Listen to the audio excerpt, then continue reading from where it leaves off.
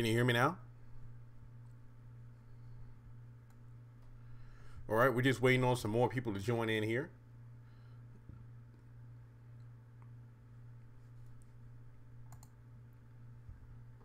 Can anybody hear anything? Okay, there we go. All right. Now I have a fellow have and have not fan calling in within the next couple minutes here, and we're going to be talking all about Veronica, which is ironic because I made the video about being Veronica'd out. Now this video, I would have to say this is probably one of the biggest Veronica fans I've ever encountered. We've been going back and forth for quite some time about Veronica Harrington, her character. Is she right for everything she does? Her and Benny, her and David, her and Jeffrey, and the list goes on. So just waiting on the call so we can get started here.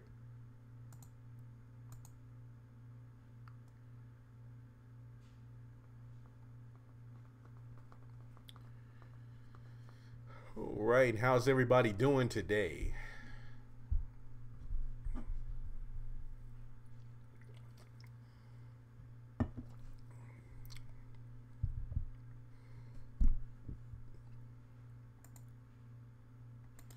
I know before we get started, I want to be honest here that in a way you can almost say that Candace is like Veronica because she blames everything wrong in her life on her family when she doesn't even look at what she does as a person and sees the consequences in that. Now, I want to be honest about that up front. Yeah, I'm doing all right. Cold isn't fully gone, but I'm doing better, so.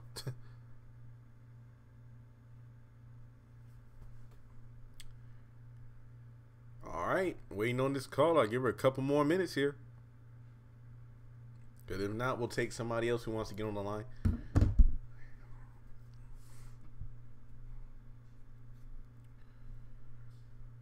Well, to be up front while I'm waiting, last night I did have a nightmare about Veronica, and I'm not making this up. This usually happens whenever I'm literally having have-nots on the brain all day. And my nightmare was something along the lines that Veronica was blackmailing me, and I forgot the premise of it. I know it was scary as hell, so let me just be honest. Do you feel like Charles killed his wife? I don't think so. I wouldn't think so.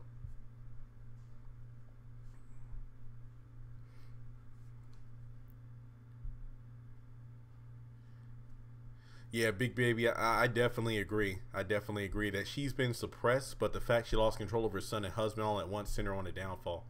So.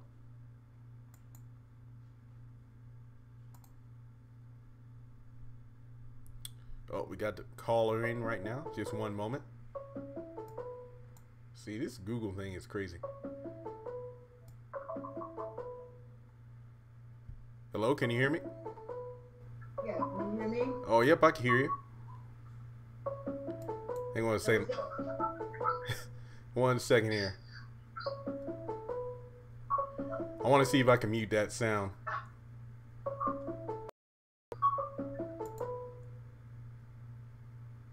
Oh, there we go.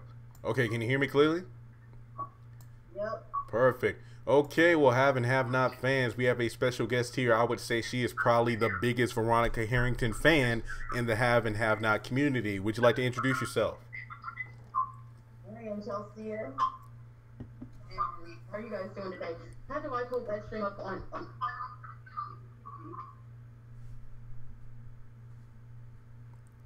All right. And let me see here. Just trying to figure out where to get started. There's so much we could talk about. Now, instead of talking about the lack of Veronica in the trailer, I mean, we'll get to that. I just feel like that's being covered a lot. Let's just talk about, at the very beginning, why do you think Veronica broke down in terms of, like, emotionally? Like, you know, pretty much what made Veronica snap? Veronica said to me, I would say it's a factor of two things. One, that Jeffrey did come out with that. And that was something that she wanted to stay concealed forever. And I think the reason why she put, because she, like, on Empire Cookie got 3 sons. 2 are which are heterosexual, 1 is gay. Veronica only had, that was her only hope of taking the heritage family from here to future generations. But when Jeffrey came out, uh, that really shook her up. It's like, man, on my own. Hello, hey, you kind of broke up there. Could you repeat yourself there? Okay. What happened? Like on two are straight and one is gay. Have not Veronica only have one child. Yep. And he out the closet gay, and that really shook her up because she was like, man, my only child is gay, and I've always wanted these grandbabies, and now there's a possibility I'm not going to be able to get them, and my family legacy will have to stop with him. Yeah. Okay. Now, just to stop at that point. Now, that much I'll agree that she definitely broke down after Jeffrey came out, because it's not just the fact that he's their only child. It's the fact that they have tried so many times before to have children, but it didn't work. I mean, she still has that nightmare, or she believes like it's karma of, hey, I had that abortion when I was in college. I believe she said that it was like a senior that got her knocked up when she was still a freshman. She got that abortion. And then when her and David got married, they kept trying to have baby after baby. Now, I could be wrong here, but I think she said at one point there was a miscarriage. Was there a miscarriage?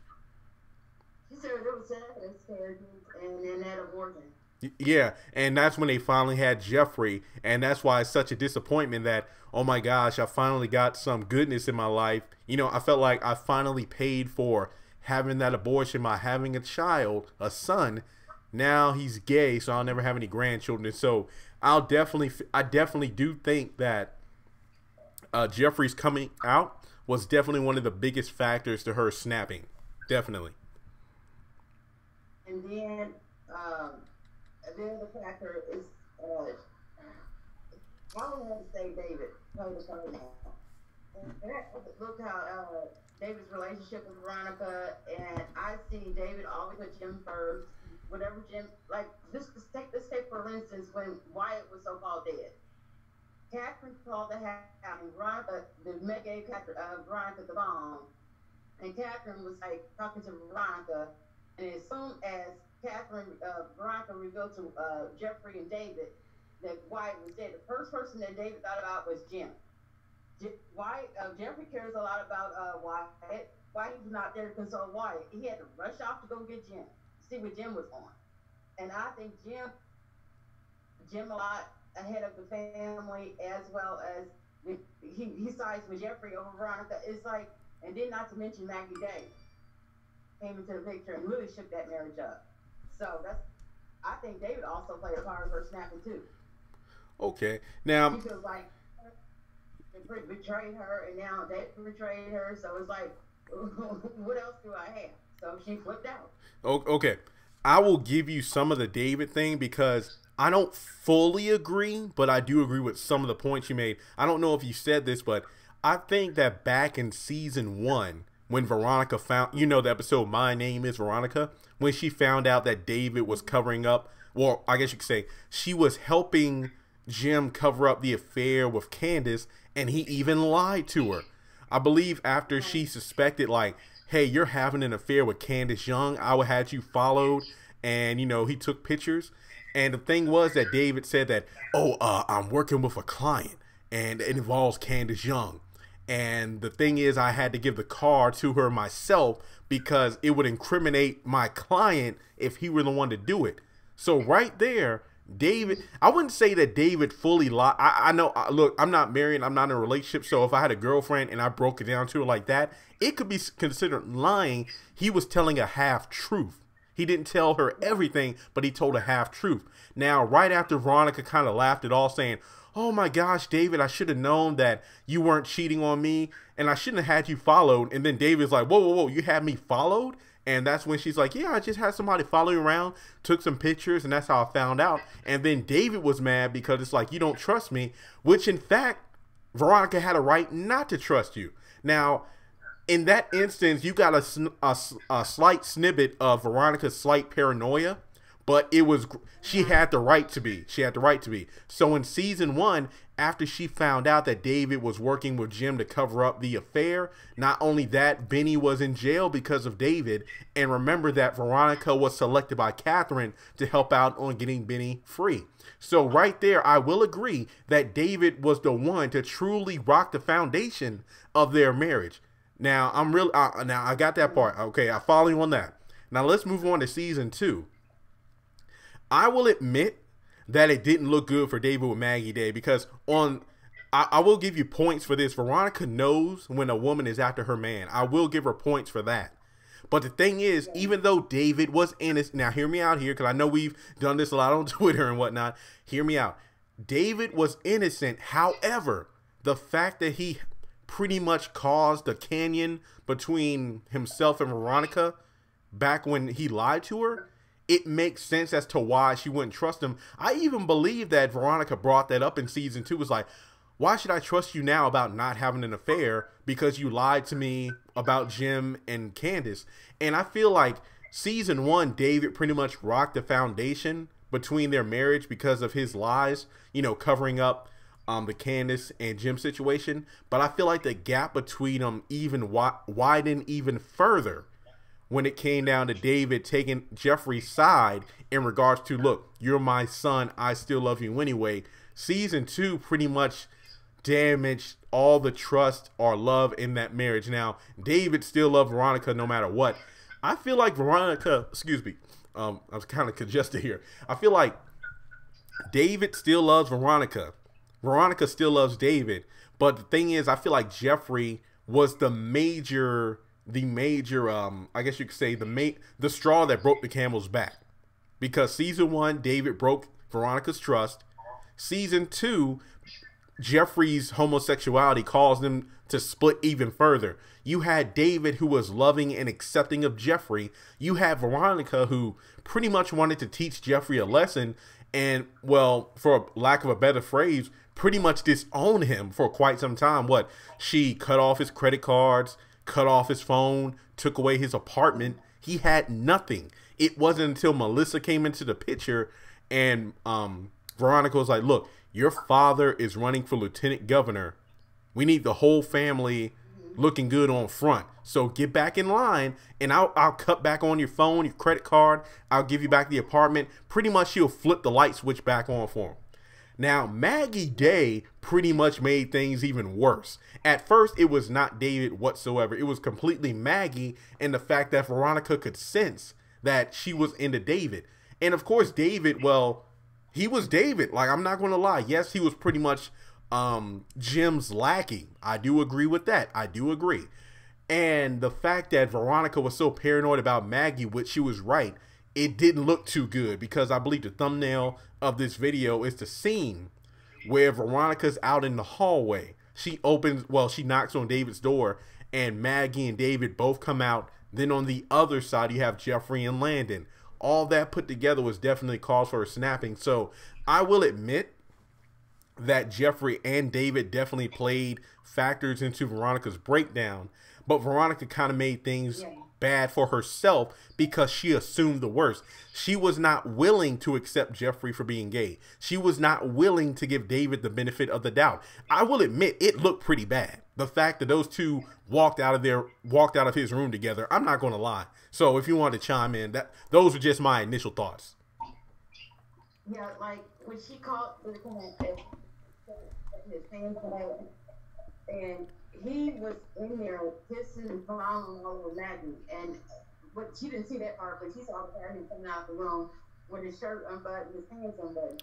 So she knew something had happened between them. So it may not have been all the way home at that point, but something did transpire between them. So she's been a smart woman. She said she's not gonna play me for a fool. So she really flipped out then, and then that's when you see her burn the house down and turn to Benny and all this other stuff. So yeah, she pretty much put two and two together, came out with more. So Yep. And I'm glad we're having this discussion because I feel like whenever it comes down to talking about Veronica and why she acts the way she does, you really got to go all the way back to season one and then break down everything that's happened, because it's easier to say like, oh, Veronica's crazy, she's this and that, but you really need to go back and see the evolution of her character. Like, I feel like Veronica's first step into this level of deception and craziness was when she handed that folder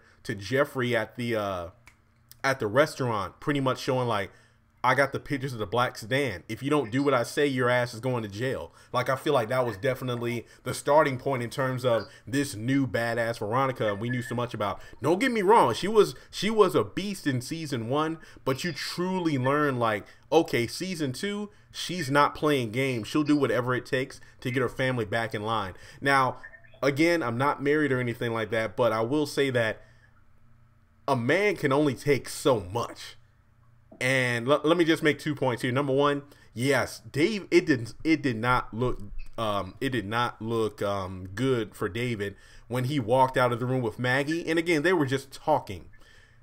Then the second one, I believe it was the beginning of season 3, when Veronica was waiting in his room. He comes out of Maggie's room, shirt undone, lipstick on his collar. It looked pretty bad. Pretty much, it was like David. His face was full of cookie crumbs, but he didn't even eat a cookie from the jar, using that metaphor there. It didn't look good, obviously. And then the fact that he was telling the truth that nothing well, they did kiss, but he kept stopping the sex from happening because all he can think about was how much he loved his wife. And the fact that Veronica kept drilling it down his throat that you did it, you're lying, I don't believe you, this and that. That was enough to finally push him over the edge. And I believe Jim showed David the newspaper when they were still in jail of the picture that Maggie put in there of Veronica and Veronica and Benny on the front page. So at that point, David knew that Veronica was already having an affair when he in fact did not. Veronica and Benny only happened because she wanted to get back at David. That was it. And when it comes down to David, oh, go ahead. Because I got to looking at that picture when she got on her first one.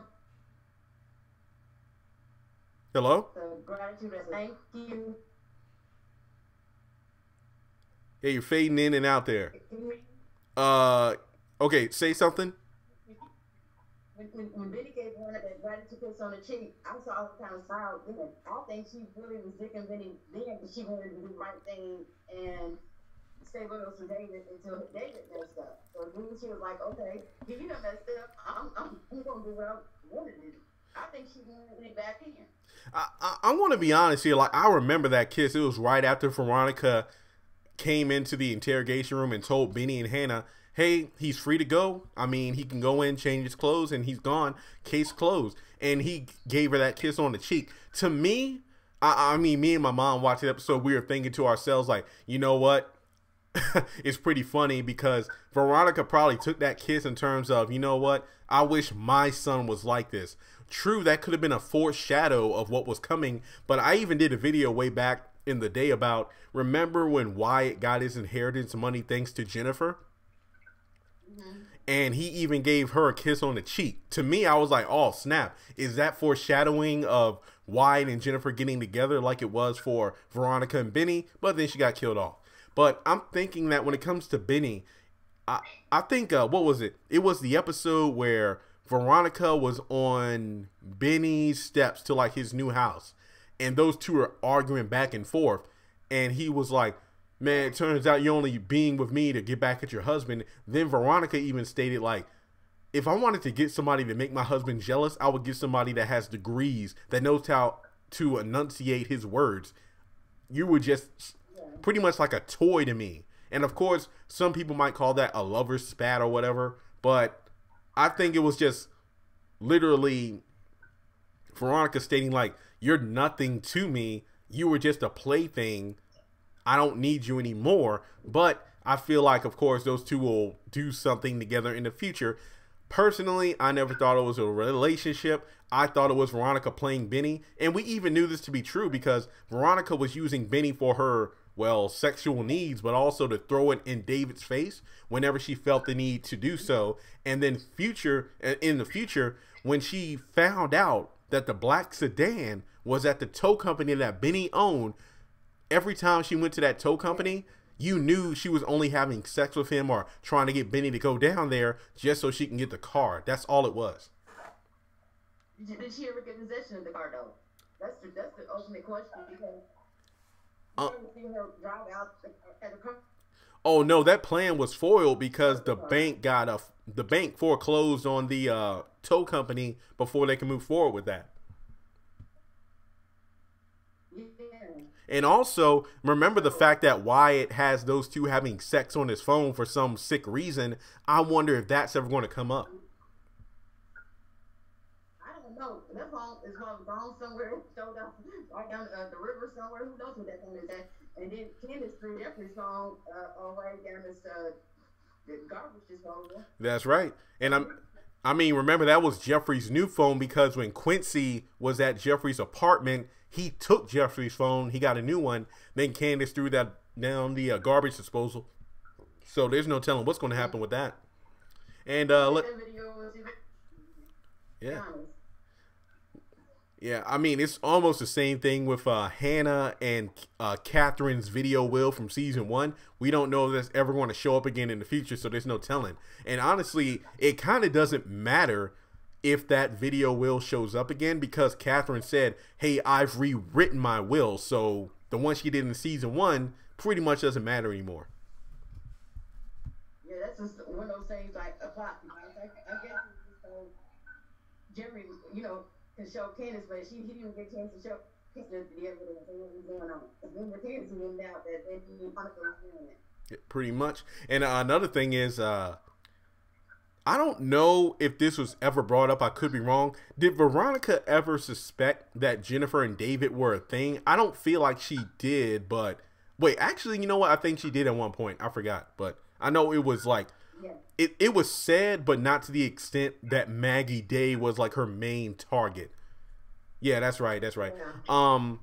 Honestly, I don't feel like there's anything else we can say on this because this video really isn't about Melissa. This isn't about Veronica, getting in a wreck. It's really just cause and effect. Like, what was the cause of Veronica spiraling down this this tunnel of disaster? Now, I guess you could say we pretty much put the last nail in that coffin. Now we can talk about what you were chatting me about earlier. Do you think?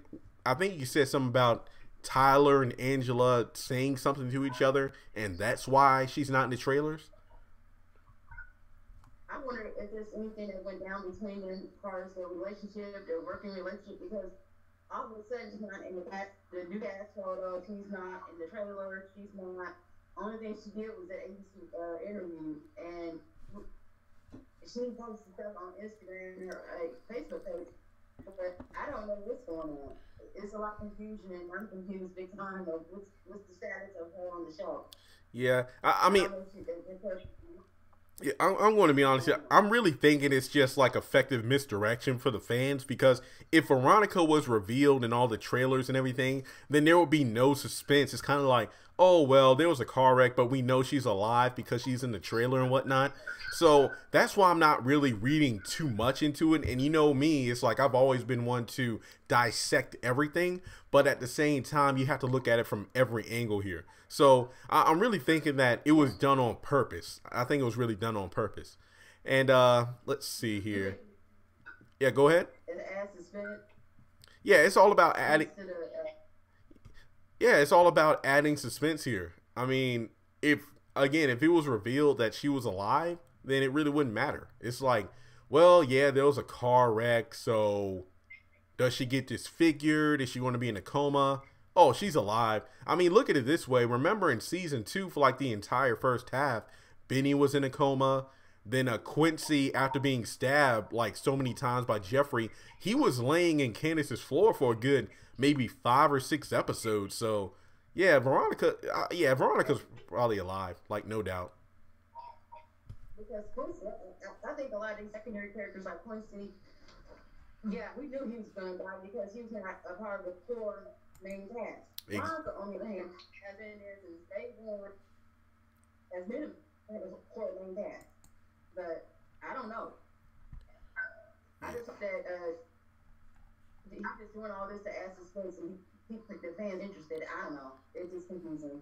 Yeah, it's going to be interesting to see because I don't know if they would build this much suspense if they're going to kill her off. I mean, that would be a major oh my god moment, but at the same time, I feel like if it's done correctly, it will definitely get fans interested in the upcoming season. But that's pretty much all I got to say on the subject. But were there any other closing thoughts before we end things today? I just want to say thanks for doing this show. Your fans and thank you for your time and I'm just to begin, and it's going to be an interesting bumpy ride, a roller coaster ride this season. I think it's going to be lots of twists and turns, like always, but I think it's going to be really ruthless this season for some reason. I don't know. Revenge big time. So, yeah, I think it's going to be an interesting season. Well, yeah, that's great to hear. And thanks for coming on. But the best part is next week, this time, all we're going to be talking about is, oh my God, did you see what happened on Tuesday night? So I'm really just excited for that. So, yeah, I'll talk to you later, probably on Instagram. And you have a good day. I will, you too. I will try to meet you on the live cast on the day of the show. All right, sounds good. See you then. See you again. Have a good day. All right, have and have not fans. Yeah, I'm going to end it already because this really wasn't a breaking video. It was just like a kind of like a just talking out loud, thinking out loud about how Veronica has changed so much since season one. But again, I'm still kind of sick here, but at least my voice is up to par for today. So I probably will be doing another live stream later on tonight or this evening. So let me know in the comments, was there anything else you wanted to talk about?